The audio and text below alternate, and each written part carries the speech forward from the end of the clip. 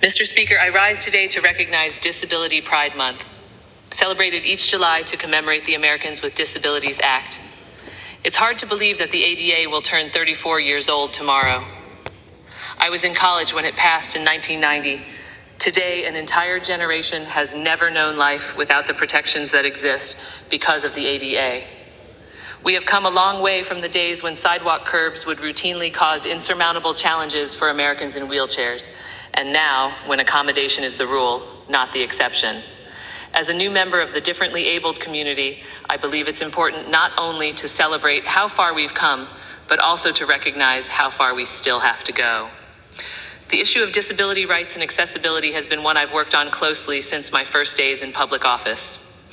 When I served in the Virginia State Senate back in 2015, I worked alongside Connor Cummings, a young Virginian with autism who lived in my district, and his mom, Sharon, to pass Connor's Law, legislation that closed a loophole and extended parental support for severely disabled and special needs children over age 18, giving relief to single parents. I've had the pleasure of welcoming Connor and Sharon to Capitol Hill to testify on the impact of Connor's Law for families like theirs and the need to replicate it in states across the country.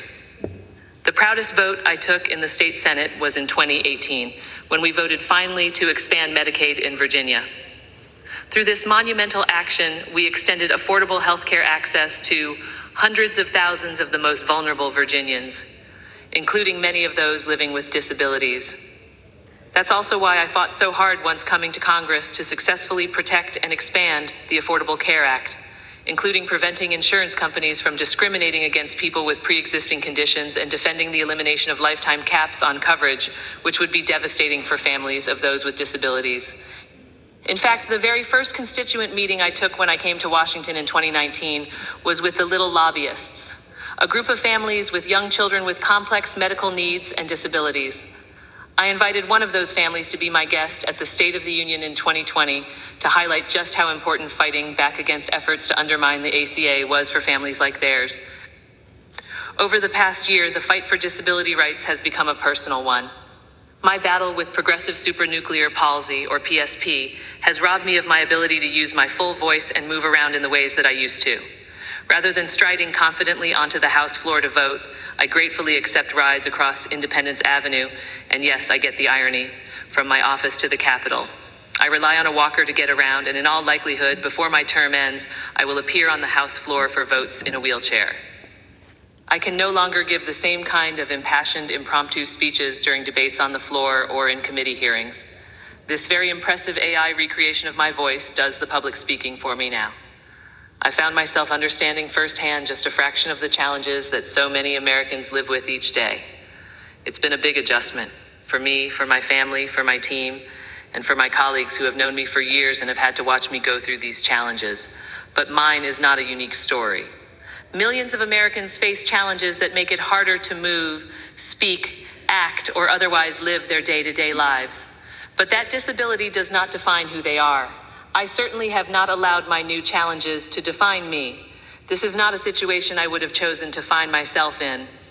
I never thought that at my age and otherwise good health, something like PSP could, in the space of just over a year, rob me of my ability to speak, run, or dance, and force me to stop doing the job that I love. I also never expected to be in a position to make history by being the first member to use an augmentative and alternative communication, AAC, device on the House floor. I used to be one of those people who hated the sound of my voice. When my ads came on TV, I would cringe and change the channel. But you truly don't know what you've got till it's gone, because hearing the new AI of my old voice for the first time was music to my ears. It was the most beautiful thing I had ever heard, and I cried tears of joy. I'm not going to sugarcoat the difficulties that I've faced the past year. But what has brought me a renewed sense of determination is the opportunity to use this unique platform to try to help others. The supportive messages I've received have been overwhelming, especially from those facing similar speaking or movement challenges who see someone like me, who just happens to be in the spotlight, persevere in the same ways that they are. I'm not doing it for praise or admiration, but I do hope that when people see me continuing to do all I can to keep living my life and doing this job I love as best I can, they understand and appreciate the courage, resilience, and spirit that so many Americans of differing abilities demonstrate each and every day.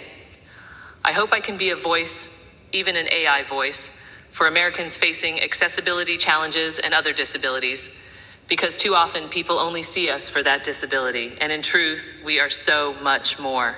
Mr. Speaker, I ask my colleagues to join me in recognizing this Disability Pride Month and in celebrating the strength and perseverance of the disability community. I yield back.